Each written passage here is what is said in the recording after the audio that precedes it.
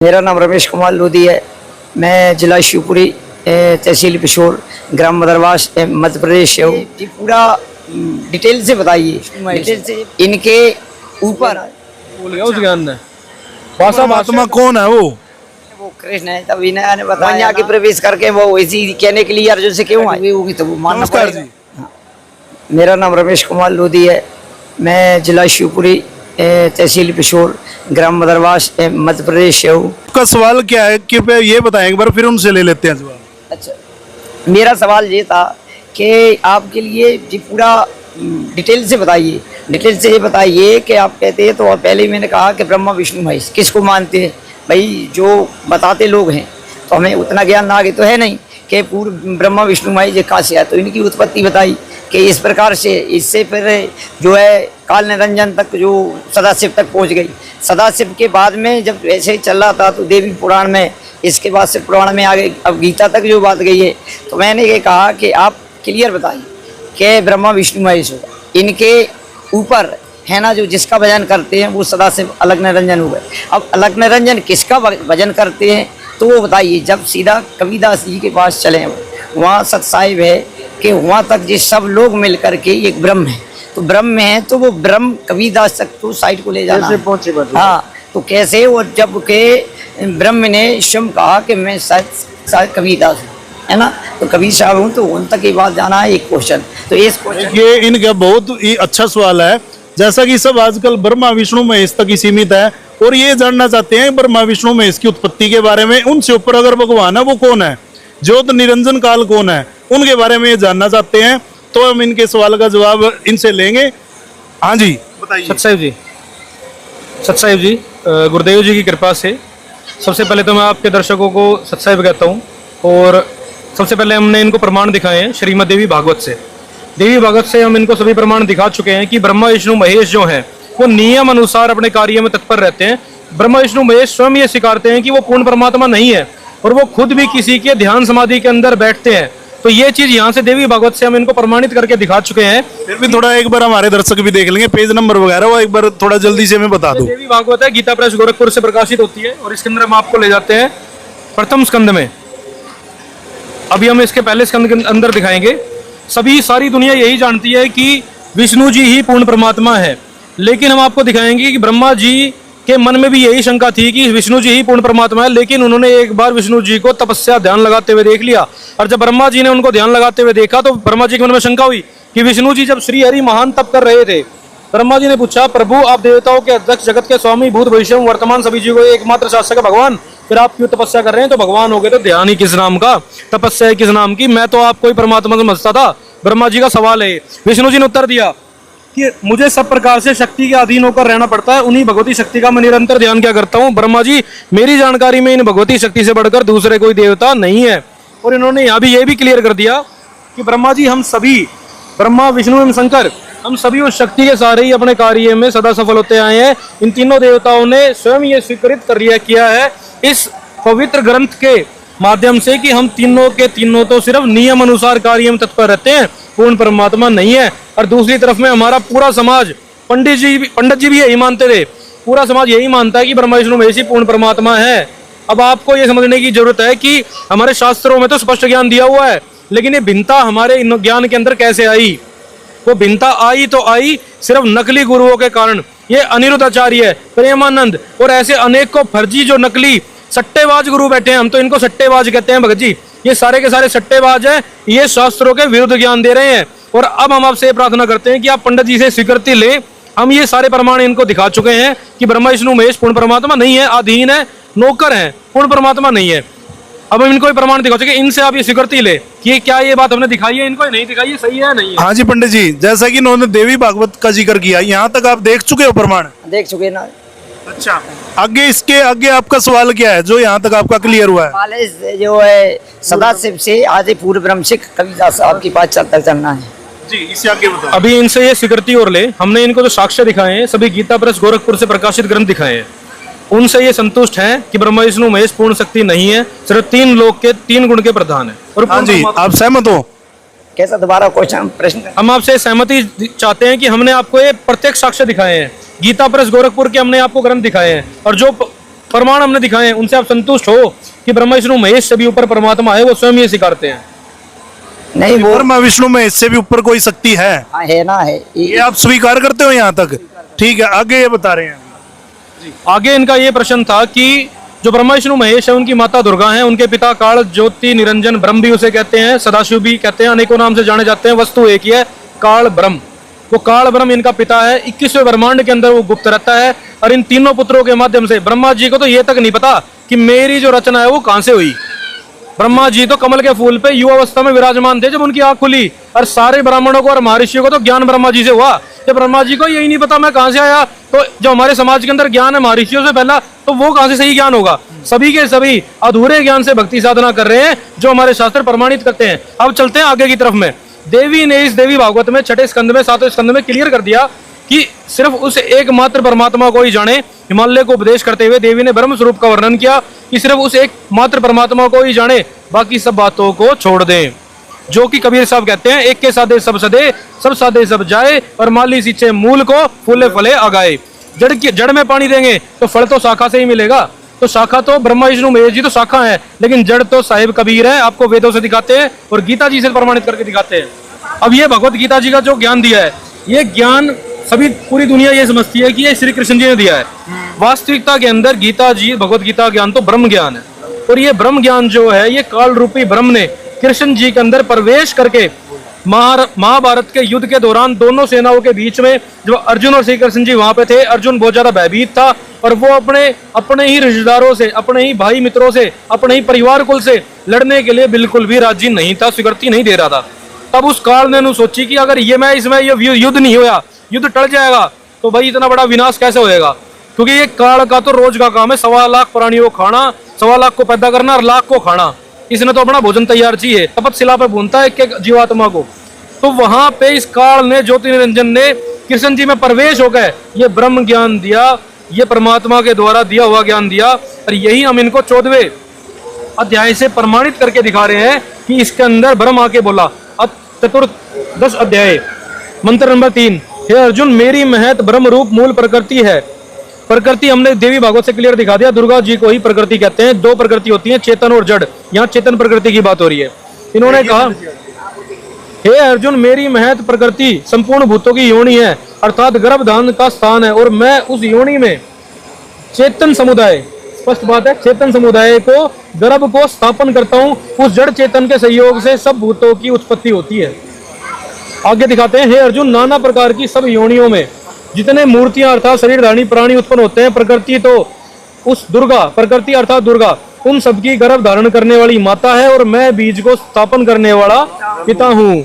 अब ये पिता जो है ये काल रूपी ब्रह्म है, और दुर्गा इसकी पत्नी है, पति पत्नी वाला व्यवहार करता है, और 3 देवताओं की उत्पत्ति करता है, ब्रह्मा विष्णु महेश। अब चाहे उनको 3 गुण कह लो, चाहे 3 देवता कह लो।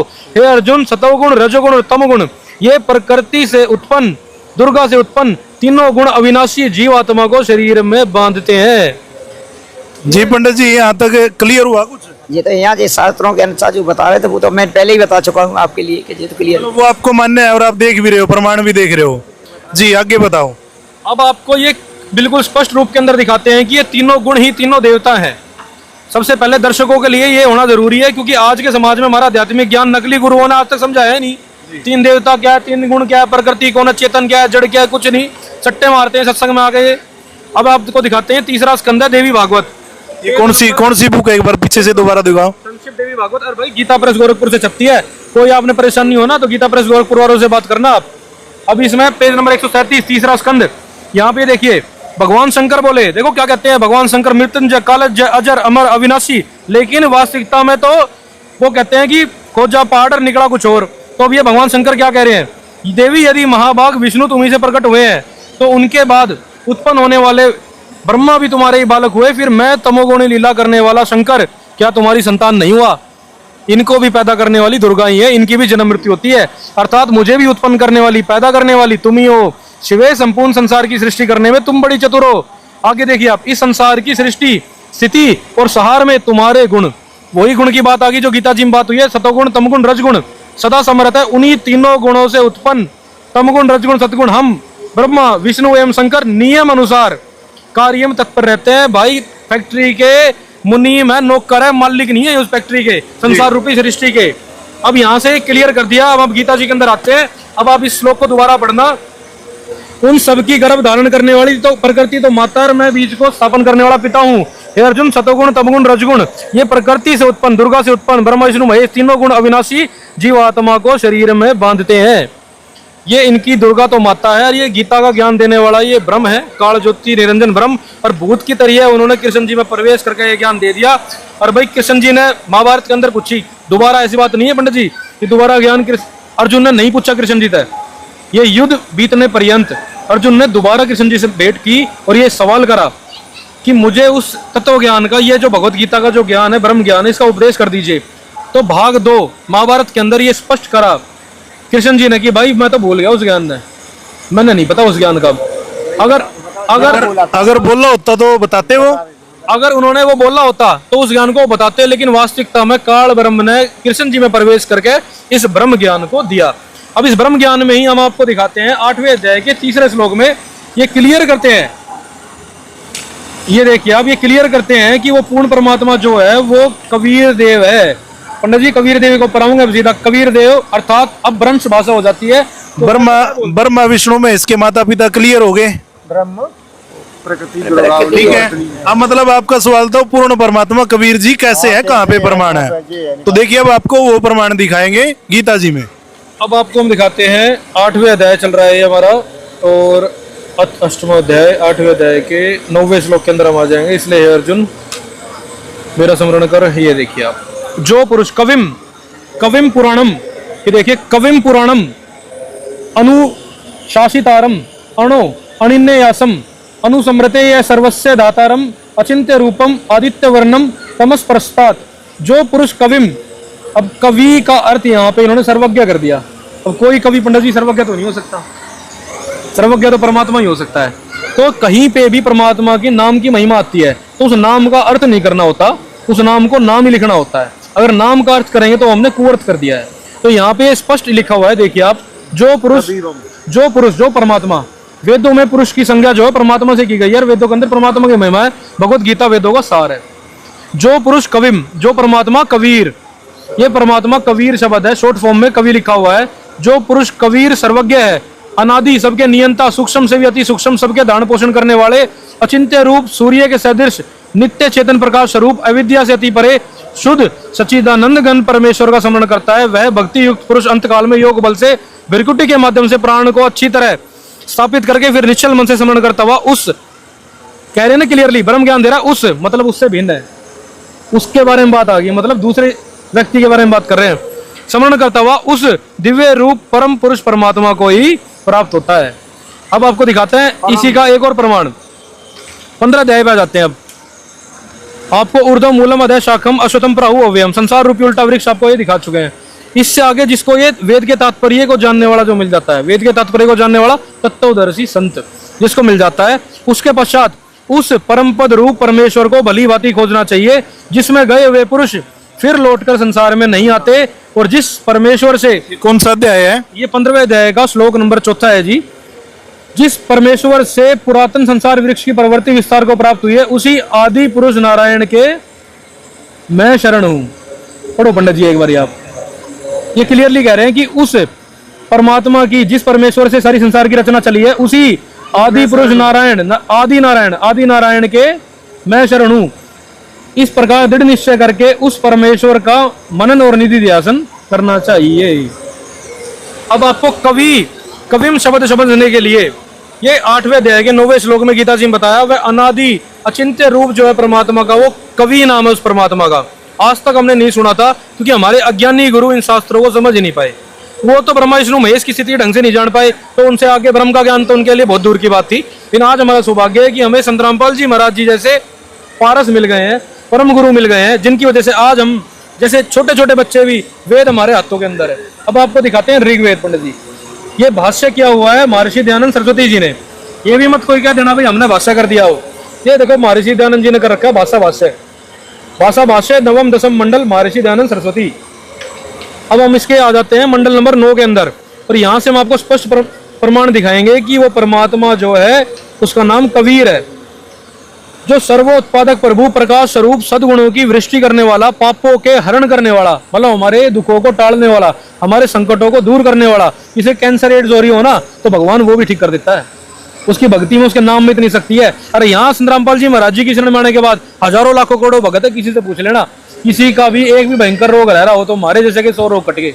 अरे एक एक भक्त से पूछोगे, सब अपने अपने गुण बताओगे कि हमारे साथ ये हुआ, हमारे साथ ये हुआ। पापों के हरण करने वाला कबीर साहिब, वह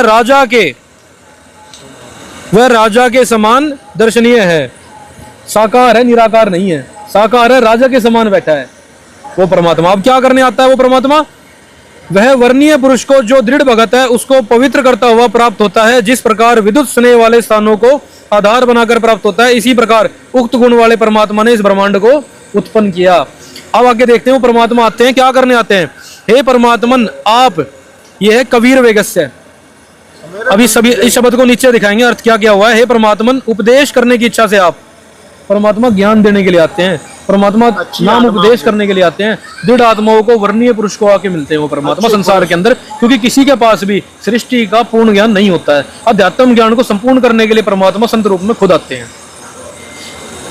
हे परमात्मन, उपदेश करने की इच्छा से आप महापुरुषों को प्राप्त होते हो और आप अत्यंत गतिशील पदार्थ के समान हमारे आध्यात्मिक यज्ञ को प्राप्त होते हो। आप कबीर, आगे ना कवि शब्द, ये अपसर्ग लगा दिया। अब ये ऊपर क्या था, रह है, ये कबीर वेगस्य, ये ऊपर रह लगा हुआ है। अब ये कबीर का कवि कर दिया, कवि का सर्वज्ञ कर दिया। अब कोई कवि तो सर्वज्ञ होता नहीं है। अब ये नाम का अर्थ कर दिया सर्वज्ञ। वास्तविकता में आएगा नाम। आप कबीर हैं, शुद्ध स्वरूप हैं, हमारे पापों को दूर करके सोम आप हमको सुख दें। अब आपको दिखाते हैं। हाँ हाँ, लेकिन पंडित जी, कोई भी कवि सर्वज्ञ नहीं हो सकता। कोई भी कवि सर्वज्ञ नहीं हो सकता। कवि तो कल्पना कर सकता है, लेकिन सर्वज्ञ तो परमात्मा ही हो सकता है। हाँ, वो तो परमात्मा ही हो सकता है। तो ये कवि वास्तविकता में नाम है, जिसका अनुवादक ने अर्थ कर दिया। वो तो वैसे भी हम समझ सकते हैं। मान लो कवि है, कवि तो परमात्मा नहीं हो सकते ना, वो सर्वज्ञ हो सकते, तो नाम ही होगा वो किसी का। और वो इन्होंने गीता में भी दिखाया और यहाँ इसमें भी दिखा दिया, उन्होंने वेदों में भी दिखा रहे हैं, वो आप देख ही रहे हो। आगे वो देखो, अब आपको दिखाते हैं। स्पष्ट नाम कबीर ही लिखा हुआ है। देखो भाई, आप अपने जूम करो कैमरा को, ये देखिए आप, किरणवाणे निर्भज इरियंत कबीर अत्यो, ये देखिए कबीर लिखा है, सब कबीर। अब इस नीचे अनुवाद पढ़ना। यज्ञ करने वाले यजमानों के लिए परमात्मा सब रास्तों को सुगम करता हुआ उनके विघ्नों को मर्दन करता है और उनको पवित्र करता हुआ और अपने रूप को, साकार है परमात्मा, अपने रूप को सरल करता हुआ वह कांतिया में परमात्मा कबीर से क्या कर दिया, कवि, कवि, और यहाँ आ गया अत्यो, यही शब्द अलग अलग कर दिया। हाँ, सदी विच्छेद कर दिया। अब ये इसको कबीर है, वास्तविकता में कबीर लिख सकते हो आप। वह कांतिया में परमात्मा कबीर, हाँ, परमात्मा कबीर, परमात्मा कबीर विद्युत के समान कीड़ा करता हुआ वर्णीय पुरुष को प्राप्त होता है। कुछ लिखा हुआ है। अब हम भाषा के अंदर अब भ्रंश कर देते हैं। अब भ्रंश करना मतलब वेद को वेद बोलना। जैसे वेद को हम वेद बोलते हैं, वेद प्रकाश को वेद प्रकाश बोलते हैं, ये हमने अब भ्रंश कर रखा है अपनी भाषा में। ऐसे ही कबीर साहब के नाम को हमने अब भ्रंश कर दिया और कबीर बोलने लग गए। वेद है, अपन वेद कहते हैं, वेद कहते हैं, वेद है, वेद है, वाल्मीकि मतलब बिल्कुल बिल्कुल। तो वेद को हम वेद बोलते हैं, तो ऐसे ही कबीर को हम कबीर बोलते हैं, वह को वह बोलने लग गए। वास्तविकता में इनका नाम है कबीर देव। अब आपको दिखाते हैं वो कैसी लीला करते हैं, कैसा आचरण करते हैं, ताकि हम उनके लक्षणों से उनको पहचान पाए। अब वो यहाँ तक पंडित जी आपका क्लियर हुआ, वो कौन से हैं? वो क्या पूर्ण परमात्मा कौन है? वो कबीर याद रहे नाम देखो एक बार। मैं वही है ना, आपसे जानना, आपके सवाल थे, आपसे आंसर भी ले लेना चाहिए। आपने इसमें भी देखा, ये है कौन सा वेद है भाई? ये ऋग्वेद है, मंडल ऋग्वेद में देखा, देवी मत भागवत में देखा, और भगवत गीता में देखा। वो आपको क्लियर हुआ वो कबीर देव है? ऋग्वेद से हो गया ना, कबीर ऋग्वेद से हो गया, और भागवत गीता से? भागवत गीता से तो वो कृष्ण में ब्रह्म के रूप में हुआ ना, वो भी हो गया। मतलब जो जो आपके सवाल चल रहे हैं वो क्लियर हो रहे हैं ना? कहते थे कि परमात्मा का क्लियर हो गया ना, वो कृष्ण है। तभी ने बताया ना कि जो उपदेश दिया उसके रूप में वो अंदर ब्रह्म प्रवेश कर गए, है ना। नहीं, कृष्ण को नहीं मानते ना, तो कृष्ण के नहीं मानते, तो उन्होंने कहा कि ब्रह्म आकर के वो फिर वाणी की, तो वो ब्रह्म की वाणी थी, वो कृष्ण की वाणी नहीं थी, है ना। वो क्लियर हो गया ना, मतलब वो उन्होंने कृष्ण जी के किसी और ने बोली थी गीता, क्योंकि वो कह रहे ना, भूल रहे, वो इन्हीं का कहना है वो। ठीक है ना? इनका कहना नहीं है, देखो देखो इनका कहना नहीं है, प्रमाणों का गीता जी का नहीं कहना है। नहीं, ये तो इन्हीं का कहना। उन्होंने कहा ये ब्रह्म, ये काल, काल जो ब्रह्म है, जो ब्रह्म है वो कृष्ण भगवान के अंदर आ गई, ये इनने कहा। नहीं, हमने प्रमाणित करके दिखाया है।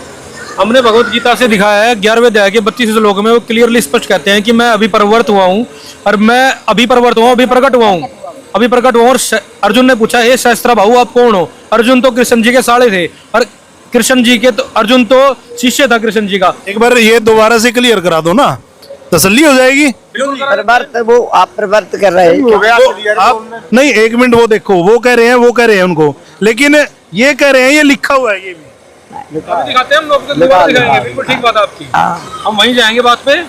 अब आपको 11वें अध्याय के अंदर आते हैं दोबारा आपके दर्शकों के लिए। देखिए दर्शकों, इसमें ये क्लियर हो जाएगा कि श्री कृष्ण जी ने गीता नहीं बोली, उनके अंदर प्रवेश करके काल ब्रह्म ने गीता का ज्ञान दिया। वो आप प्रमाणों में आप देखना, वो आप क्लियर कर, ठीक है ना? यही सवाल था ना आपका? हाँ यही है, ब्रह्म ब्रह्म आप 11वें अध्याय के अंदर आ जाइए, और 11वें अध्याय के अंदर ब्रह्म आके प्रवेश कर गए उनके अंदर, हाँ। है ना? इनका ये कहना, जैसे ये बताते हैं कि कृष्ण जी ने गीता नहीं बोली, ब्रह्म उनके अंदर प्रवेश करके, वो आप प्रमाण देखोगे, प्रमाण से बताओ। जब ब्रह्म है तो कृष्ण को भी ब्रह्म मानना चाहिए, हर एक जगह भी तो कह सकते हैं। वहीं आके प्रवेश करके वो इसी कहने के लिए अर्जुन से क्यों आए? और भी नहीं कहते, कंस को वध करने के आए तो कंस को कैसे मार सकते हो? उसी समय यदि ब्रह्म आए होंगे तभी तो कृष्ण कंस का वध हुआ होगा, है ना? है ना? तो जब वो आप प्रमाण देखो, आप पहले गीता जी वो स्पष्ट हो जाएगा आपका। ये देखिए आप यहाँ पे 11वें अध्याय है, श्लोक नंबर 32 है। इसमें स्पष्ट कह रहे हैं, लोकों को नाश करने वाला बड़ा हुआ काल हूँ, इस समय इन लोकों को नष्ट करने के लिए प्रवृत्त हुआ हूँ। कब? इस समय। यहाँ पे स्पष्ट लिखा हुआ है, ना पहले ना बाद में, इस समय। जब दोनों सेनाएं खड़ी थी, दोनों सेनाओं के बीच में रथ के ऊपर सिर्फ कृष्ण जी और अर्जुन विराजमान थे। अर्जुन के मन में सो शंका आ गई थी कि ये तो सारे ही मेरे कुल के भाई है, इन्हें क्यों मारूं? मैं तो भिक्षा मांग कर खा लूंगा, अपने ही परिवार न मारूंगा तो अपने ऊपर दोष लगाऊंगा। तो काल ने तो ये युद्ध करवाना था, और कृष्ण जी तो युद्ध चाहते ही नहीं थे, इसलिए कृष्ण जी तो 3-3 बार एक शांति प्रस्ताव ले गए दुर्योधन के दरबार के अंदर कि भाई युद्ध मत करो, 5 गांव तक भी सेटलमेंट कर लो। लेकिन वास्तविकता के अंदर ये काल, ये देखो क्या लिख रहा है, इस समय। दोबारा पढ़ता हूँ, कैमरामैन आ जा भाई। लोकों का नाश करने वाला बड़ा हुआ काल हूँ, और इस समय, पंडित जी पहले की बात लिख रही, इस समय इन लोकों को नष्ट करने के लिए प्रकट हुआ हूँ। ब्रह्म कह रहा। क्लियर कर दी? प्रवेश हुआ भाई क्या कृष्ण जी वहाँ पहले नहीं थे? भाई क्या कृष्ण जी वहाँ पहले नहीं थे? ये तो कह रहे इस समय आया हूँ मैं। अर्जुन को लिए विश्वास नहीं था कि मैं युद्ध करूंगा, ये धुरंधर है, मैं हार जाऊं। तो उनने कहा था, मुझे सादा कृष्ण मत समझ, मैं ब्रह्म हूँ, ब्रह्म हूँ। परिवर्तन किया था कि मैं अकेला कृष्ण मत समझो, मुझे वासुदेव मत समझो, वासुदेव का पुत्र मत समझो, मैं यहाँ स्वयं ब्रह्म, आपके सामने ब्रह्म हूँ। तब हथियार उठाया, वो धनुष उठाया था, गांडी। तो वो परिवर्तन का ना, परिवर्तन है ना, परिवर्तन हुआ। तब अर्जुन को क्या परिवर्तन, क्या ये परिवर्तन जो शब्द है ना, हाँ, प्रकट होना। तो जो मैं यहाँ आया हूँ, तो आप साधारण मोह वासुदेव श्री कृष्ण ना समझ के मुझे, मैं यहाँ जो आपकी प्रकट हुआ हूँ वो ब्रह्म के रूप में प्रकट हुआ हूँ। इसलिए तुम युद्ध धनुष उठा, वो युद्ध कर, वो इनको। आपका क्या कहना है, यहाँ पर वो कृष्ण और काल अलग अलग हो जाते हैं या एक ही देव हो? भाई कृष्ण आप देखे, आप जिसमें लिखा है कि प्रकट हुए, है ना, वो जो शब्द का वो बता ले, मानते हो फिर वो अलग अलग थे?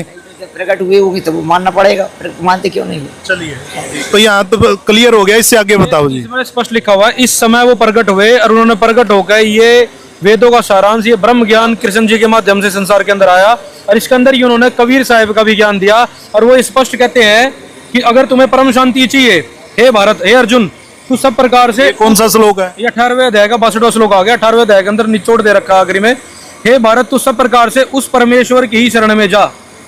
ये देखिए पंडित जी, ये ब्रह्म बोल रहा है, ये बात किसके लिए कह रहा है? परम अक्षर ब्रह्म के लिए। हे भारत, तू सब प्रकार से उस परमेश्वर की शरण में जा, उस परमात्मा की कृपा से परम शांति सनातन परम धाम को प्राप्त होगा। तुमने बहुत पाप कर डाले दुनिया को, मार जाओ, उसका भजन करो। देखो, उसका भजन करो मतलब वो खुद परमात्मा नहीं है, मतलब उसी का भजन करो। कह रहा है कि यहाँ नहीं, तुझे पूरी गीता है ना, तुझे तो पूरी ब्रह्म की कही वही गीता लिखी वही है ना? बोली है, ब्रह्म नहीं इसमें 700 श्लोक है, मैं बताता हूँ आपको। नहीं, जब ये गीता में अकेले युद्ध के टाइम पे थोड़ी कहा, तभी लिखा, तो ये तो पूरी गीता ब्रह्म की मानी जाएगी। बिल्कुल ब्रह्म की। ये जो भगवत गीता का ज्ञान है, ये युद्ध के दौरान ही दिया गया था, उससे पहले भी नहीं दिया गया, उससे बाद में दिया गया है। और ये ऋषि वेद व्यास ने अपनी दिव्य दृष्टि से उस युद्ध को, एक सिद्धि होती है जो शब्द को दोबारा दिखा देती है वीडियो रील की तरह, उन्होंने अपनी सिद्धि शक्ति का प्रयोग करके इस ज्ञान को लिपिबद्ध किया। ना ये ज्ञान पहले बताया गया, ना ये उसके बाद बताया गया था। कृष्ण जी से दोबारा अर्जुन ने पूछा, भाग दो, महाभारत के अंदर प्रमाण है, लेकिन कृष्ण जी ने तो स्पष्ट कर दिया मेरे को तो ज्ञान पता ही नहीं है, क्योंकि उन्होंने बोला भी नहीं था, ब्रह्म ने उनके अंदर प्रवेश करके बोला भी था। तो ये जो चीज ये स्पष्ट है, और यही ज्ञान मैं आपको बताता हूँ, ये पहले ज्ञान नहीं था। इसी बात पे आ जाते हैं, आपकी चौथे अध्याय का पहला और दूसरा श्लोक दिखाते हैं आपको। ये ज्ञान जो है ये लुप्त था, और ये सिर्फ सतयुग के अंदर था। उसके बाद तो ये जो ब्रह्म ज्ञान है ये लुप्त हो चुका था, जिस वजह से हमारे सनातन धर्म के अंदर इतना पाखंड इस बीच में प्रवेश कर गया। ये पंचमो अध्याय आ गया। पंडित जी ये श्लोक देखो आप, पहला नहीं था तो फिर कैसे हो देखो आप देखो, अगर ये मैं ठीक कह देता तो गलत नहीं हो जाता। देखो आप, हाँ हाँ, अब आपकी बात आई ना पते की, अब वहीं आएंगे हम। चतुराध्याय, चौथा अध्याय है, श्लोक नंबर 1। मैंने इस अविनाशी योग को सूर्य से कहा था। ये सतयुग की प्रारंभ की बात है। सतयुग में सूर्य ने अपने पुत्र वेश्वत मनु से कहा, मनु ने अपने पुत्र राजा इक्ष्वाकु से कहा। अब श्लोक नंबर 2, हे परंतप अर्जुन, इस प्रकार परंपरा से प्राप्त इस योग को राज ऋषियों ने जाना, किंतु उसके बाद वह योग बहुत काल से इस पृथ्वी लोक में लुप्त प्राय हो गया। ये जो ज्ञान है ये लुप्त हो गया था, गुप्त हो गया था, किसी के पास ये ज्ञान ही नहीं था। इसी वजह से ये काल ब्रह्म ने इस अर्जुन के अंदर प्रवेश करके इस ब्रह्म ज्ञान को दोहराया गया अब कलयुग में, ताकि वेदों का जो सार है वो बहुत बड़ा है। कलयुग के अंदर एक शॉर्ट फॉर्म के अंदर भगवत गीता वेदों का सारांश दे दिया। तो ये जो ज्ञान था ये लुप्त हो गया था, इसको दोबारा प्रकट करा गया था, ये पहले ज्ञान था ही नहीं। इसी वजह से हमारे सनातन धर्म का प्रारूप बिगड़ा, और बीच में अन्य अन्य महर्षियों ने आके अपने अपने अनुभव मत हमारे समाज के अंदर दृढ़ कर दिए, जो आज तक उन गलत मान्यताओं को और गलत परंपराओं को हम ढोते हुए आ रहे हैं। और हमारे पूज्य गुरुदेव सीतारामपाल जी महाराज ये कहना चाह रहे हैं, गीता और वेदों से कंपैरिजन कर लो भाई। एक तो किसी किसी का अनुभव किस किस का मानोगे, अनुभव तो किसी का कैसा भी हो सकता है, गलत भी हो सकता है। तो अनुभव पे नहीं चलना होता है, शास्त्रों पे चलना होता है, और यही बात गीता जी बोल रही है। अब ये ज्ञान दोबारा प्रकट हुआ है इस संवाद के माध्यम से। जी पंडित जी। हाँ, तो ये पहले नहीं था ना, तो जब युद्ध के टाइम पे ही हुआ ना। अच्छा, पहले नहीं था, पहले ज्ञान नहीं था, पहले ज्ञान नहीं था, बिल्कुल भी नहीं था। स्पष्ट लिख रहा दिखाया ना आपको चौथा अध्याय। तो पहले जो गीता लिखी है, हाँ, तुझे किसने लिखी, किसने कहा फिर तुझे पहले लिखी? भगवत गीता का जो ज्ञान था ये स्पष्ट इसमें बताया गया है भगवत गीता के अंदर चौथे अध्याय के पहले श्लोक में के अंदर, कि ये जो ज्ञान था पहले श्रुतियों में चलता था। पहले लोगों की याद करने की क्षमता ज्यादा हुआ करती थी, तो ये सतयुग के अंदर कुछ समय तक चला, 1 लाख 2 4 5 लाख वर्षों तक, इससे ज्यादा नहीं चला है। और जब तक ये ज्ञान चला है, ये इस योग को सूर्य से कहा, सूर्य ने अपने पुत्र वेश्वत मनु से कहा, इक्ष्वाकु से कहा, राजा नाभिराज हुए इक्ष्वाकु वंश के अंदर, राजा नाभिराज तक ही ये सिर्फ आप कह सकते हो ये गीता तक का ज्ञान जो हमारा वेद का ज्ञान है जब तक चला। उसके बाद में उनके पुत्र हुए ऋषभदेव से शास्त्रों के विरुद्ध साधना प्रारंभ हो गई, और 37 लाख वर्ष तक ये बीच में अन्य अन्य पुराण अर्जित हो गए, नए नए ऋषियों के मत चल गए, जिसको आज हमारा समाज आज कर रहा है। लेकिन वास्तविकता में पुराण ज्ञान को समझने में सहायक है, लेकिन भक्ति साधना के लिए गीता और वेद ही प्रमाणित है। क्या कहना चाहिए? नहीं, तो मेरा कहने का मेरा जो प्रश्न था कि जो गीता जो पूरी लिखी हुई है, तो पूरी का जो पहले लिखा है, तुझे भगवान कृष्ण के वो ब्रह्म की नहीं मानी जाएगी, युद्ध हुआ वहाँ से ब्रह्म का माना जाएगा। बिल्कुल बिल्कुल है ना? तो जो पहले किसने लिखी थी? पहले कहाँ लिखी थी, बाद में लिखी है? नहीं, वो जो ये कंप्लीट गीता की जो ये गीता है ना, जो आपने श्लोक बताए, वो ये कह रहे कि बाकी जो लिखा हुआ है वो भी दोष नहीं बोला होगा ना। 18,000 श्लोक है गीता में। मैं ये बोल रहा हूँ, देखो मैं आपको वही बताना चाह रहा हूँ कि इसको लिपिबद्ध किया गया युद्ध के बाद में वेद व्यास जी के माध्यम से। उससे पहले ये जो ज्ञान था वेदों का और गीता का लिपिबद्ध नहीं था, ये सिर्फ कई अनुसार श्रुतियों में ये ज्ञान चलता था, श्रुति के माध्यम से ज्ञान चलता था, और वो भी सतयुग में, बीच में ये ज्ञान लुप्त हो गया था, ऐसा गीता जी बता रही है। अरे मैंने जो प्रश्न किया आप समझ रहे ना सर? बताइए इनका क्या। वो ये कह रहे हैं जैसे ये कंप्लीट गीता जी है, आपने जो श्लोक बताए वो गीता ज्ञानदाता ने काल ज्योत निरंजन ने बोले, ऐसे ही है। जो बाकी ये हैं, बाकी गीता जी में लिखा हुआ है, वो कंप्लीट गीता तो उसने बोली होगी ना ब्रह्म ने। ये 700 श्लोक है इसके अंदर। ये कंप्लीट ब्रह्म ने बोले है ना। इसके अंदर 700 है। कितने श्लोक है? 700 श्लोक है। गीता में 700 18 अध्याय, भगवत गीता की बात कर रहा हूँ। 18 अध्याय है, आप 18,000 बोल रहे हो ना, वो 18 अध्याय है, ना कि 18,000 श्लोक। भगवत गीता के अंदर 18 अध्याय है, 700 श्लोक है। 700 श्लोकों में से जो पहला अध्याय है वो तो संजय का और धृतराष्ट्र का संवाद है, जिसमें से 586 श्लोक ही काल ब्रह्म ने उसमें बोले हुए हैं, बाकी उनका अपना संवाद है। जी। बाकी किसने लिखा? पहला अध्याय जो है वो धृतराष्ट्र और संजय, जिन्होंने अपनी दिव्य दृष्टि से देख के, अंधे जो थे, दुर्योधन के पिता जो थे, उनको वो अपनी दिव्य दृष्टि से देख के पूरा युद्ध का वर्णन किया था, उनका संवाद है। बाकी 586 श्लोक जो हैं वो मूल रूप से ब्रह्म के द्वारा, काल के ज्योति निरंजन ब्रह्म के द्वारा दिया हुआ ज्ञान है इसमें। सारा का सारा बाकी है जो बोला हुआ है वो ज्योति निरंजन के द्वारा दिया गया है, ना कि कृष्ण के द्वारा, ये वो मान रहे हैं। नहीं जी, अभी हाल तो कह रहे थे कि संजय ने और धृतराज ने जो 586 टोटल 700 श्लोक वो बता रहे हैं। पहला अध्याय जो बोला है वो उसने, उनका संवाद है वो उसके बीच में। इसमें लिखा है वो के निरंजन ने जी लिखा है, बोला है तभी वर्णन ब्रह्म किया। तो बोल रहा है कि मेरी पत्नी दुर्गा है। नहीं नहीं, इसमें कहा शुरू में देखो ना जी, किसने लिखे जी, कि मैंने गीता में उपदेश दिया है। आप बोलो, आप क्या दिखाना चाहते हो दिखाओ। मैं मुझे नहीं, मेरे प्रश्न को आप समझ जाइए। नहीं देखिए समझ आप। हाँ पहला अध्याय है, ये कौन बोल रहा है यहाँ पे? धृतराष्ट्र उवाच, इनका ही संवाद है, हम भी यही बात बोल रहे हैं। पहला अध्याय उनका सिर्फ संवाद है, और आज्ञा का जो इनका ये कहना है कि इसमें ये भी कहीं पे लिखा हुआ है क्या, ये जो गीता आगे इसमें के ज्योति निरंजन ने बोली है, यही है ना? हाँ यही है ना जी। जैसे ये यहाँ पे धृतराष्ट्र लिखा हुआ है, वो भी लिखा हुआ है क्या? लिखा हुआ है। 8वें अध्याय के 13वें श्लोक में बिल्कुल क्लियर करते हैं ज्योति निरंजन। ये देखिए आप 8वें अध्याय के अंदर बताते हैं हम आपको, बिल्कुल स्पष्ट रूप में ज्योति निरंजन कहता है कि मुझ निर्गुण ब्रह्म का, ये 8वें अध्याय जाता है। 13वां श्लोक खोल के दिखाते हैं आपको। जो पुरुष, पंडित जी को ऊपर से दिखाओ, पंडित जी कौन सा अध्याय है?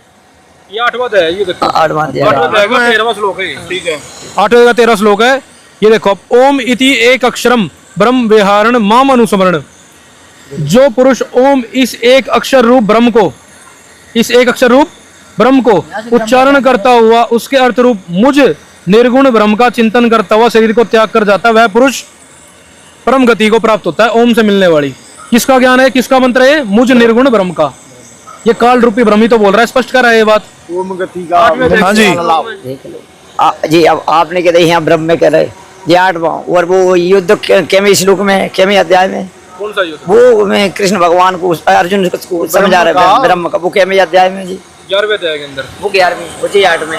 हाँ जी। ठीक है। हाँ। आप कह रहे थे अभी हाल कहा था ना इन्हीं ने कि जी इधर नहीं, इधर तो दृष्टा उनका है, मैंने कहा था कि जी ब्रह्म की तो लिखी हुई है।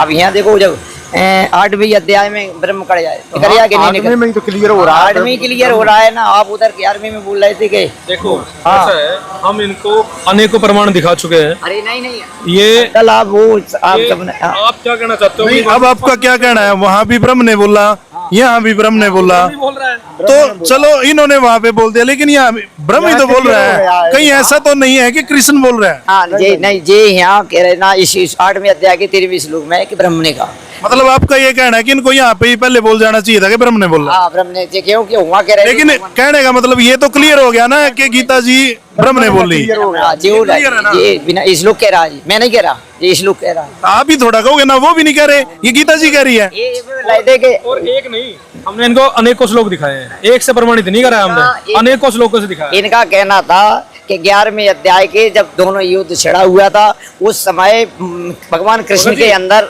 भगत जी, थोड़ा सा आपके समझने में फर्क हो रहा है। समझने में फर्क कैसे हो रहा है, उस चीज को समझो आप।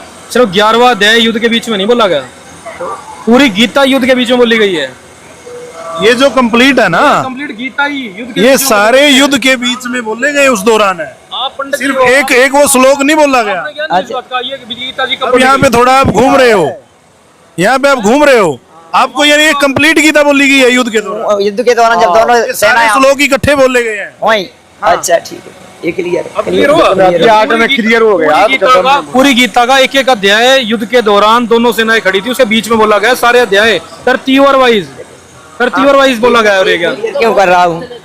क्यों कि मैं जाति से पंडित नहीं हूँ, जाति से मैं लोधी हूँ, राजपूत है ना, तो मैं एक पाखंडवाद इसका विरोधी हूँ। तो मैं उनसे युद्ध छेड़ता हूँ कि दुनिया के आडम्बर से छोड़ो, है ना, जो अच्छे संस्कार दो, शिक्षा लो, ज्ञान दो, पाखंडवाद से दूर रहो। एक पार ब्रह्म है, वो शक्ति है, आत्मा के अंदर ही परमात्मा है, सारे देवता शरीर में ही वास है। तो आप दुनिया भटक दिन है, कस्तूरी कुंडल बसे मेरे ढूढ़े बनवाए, और ऐसे घट घट राम है, तो दुनिया देख ना है। तो राम 5 राम है, उनको कौन कौन से हैं वो 5 राम? दशरथ के राम छोड़ो, आप जिसको वो राम का भजन करो जिसका दशरथ के राम भजन करते थे, है ना। उस राम कौन का मैं दुनिया नहीं बता इतना। तो इस प्रकार से मैं ये सारी जानकारी ले रहा था, और जी ऐसे जी टिक लगी लगा मुझे चाहिए जी कभी मिले, क्योंकि यहाँ तो मैं आपको हर जगह तो लेके जाऊंगा नहीं। नहीं चलिए वो बात का विषय है पंडित जी। पहले अब हम हमें ये बताइए हमारे दर्शकों को, आपने ये सारी चीजें सारे प्रमाण देखे देखे तो आपका अब सब कुछ क्लियर हुआ। हाँ क्लियर हुआ। तो आपने क्या पाया, वो इनसे ब्रह्मा विष्णु में इससे ऊपर कौन सी शक्ति है और वो परम शक्ति कौन सी है? मुझे बता तो गए ना कि वो नहीं बता रहे, आपने प्रमाण में क्या पाया? अच्छा जिनमें बताए है ना, ये देवी पुराण में है, देवी भागवत में है, ऋग्वेद में और भागवत गीता में, कि सबसे पहले बताया ब्रह्मा विष्णु महेश। ब्रह्मा विष्णु महेश के बाद वो उनके माता पिता कौन मिले? वो प्रकृति देवी दुर्गा है ना, और ब्रह्म है ना, पिता उनके ब्रह्म ज्योत निरंजन काल। सदा से बोलू है ना। इसके बाद में जब आया तो भागवत गीता में जो ऋग्वेद में बताया गया ना, कि ऋग्वेद के बाद के जो ब्रह्म है ना वो कबीर है, कि जो कबीर शब्द आया है ना, और कबीर का जो पर्यायवाची शब्द है ना वो कवि है ना, ऐसा शब्द आया है ना। तो इस प्रकार से ये है कि जब देखो पूरी एक से एक लाइन हरी झंडी मिली ना, विस्तार से तो बताया। आज मैंने पहले ही बताया था कि पूरा बताओ, अधूरा बताओगे तो नहीं होगा। फिर आप मतलब संतुष्ट हो इनके जवाब से कि कबीर पूर्ण परमात्मा है? वो तो मैं माना था पहले है जब नहीं, पहले तो नहीं मान रहे थे, अब मान रहे हो। आज तो बता रहे हैं अपन क्या कह रहे हैं। अब इनकी माने कि इनकी माने, नहीं, शास्त्रों की मानो। तो आप बाद में आए कहो दादा, मैंने पहले आपसे बोला था ना कि प्रमाण दोगे तो भाई मानना पड़ेगा। मैं इनकी नहीं मानता, मेरी नहीं मानती तो जिनकी तो माने, या फिर जिन्हें मानो, अगर मेरी नहीं मान रहा है तो जिनकी मत मारो। तो चलिए ठीक है जी पंडित जी। आप जैसा कि आपने सभी सदग्रंथों को देखा, तो हमारे दर्शकों को अब आप आखिर की 2 लाइनों में बता दो, ब्रह्मा विष्णु में इसके माता पिता कौन है, देवी दुर्गा के पति कौन है, ठीक है, और पूर्ण परमात्मा कौन है? क्लियर कर दो एक बार। भैया ये सभी तो सुन रहे थे हैं, एक बार दोबारा अपने वाक्यों में बताओ। अच्छा ब्रह्मा विष्णु महेश की जो माता है प्रकृति दुर्गा है ना, उनके पिता अलग निरंजन या ब्रह्म है, सदाशिव गहलू है ना, और उनके जो ऊपर हैं वो कबीर जी है ना, परमात्मा ब्रह्म है, एक ब्रह्म ही का हो जाए उसको लिए तो वो है परब्रह्म, एक ब्रह्म परम अक्षर ब्रह्म पूर्ण परमात्मा कबीर देव है। पूर्ण लगा दे उसको होना पूरा ही हो जाता, फिर आगे है ही नहीं, फुल स्टॉप है ना, तो फुल ब्रह्म है। फुल स्टॉप हो गया ना अब आपका। अरे तो अब देखिए ये थे हमारे साथ पंडित जी। नाम क्या बताया आपने अपना? भाई साहब रमेश कुमार लोधी राजपूत, ठीक है ना पूरा। तो जैसा कि इनके मन में भी शंका थी, जो ज्यादातर अधिकतर दर्शकों को होती है कि वो ब्रह्मा विष्णु महेश तक ही अटक जाते हैं, और संत रामपाल जी महाराज जी जब ये बोलते हैं कि कौन ब्रह्मा का पिता है, कौन विष्णु की माँ, शंकर का दादा कौन, हमको दे बता। आज पंडित जी ने वो सारे सवालों के जवाब प्रमाणों से जाने, और पूर्ण परमात्मा वो कबीर साहब है, सब क्लियर हो गया। तो वीडियो को ज्यादा से ज्यादा शेयर करें और अपने कमेंट करें, अपने विचार रखें। तब तक के लिए धन्यवाद।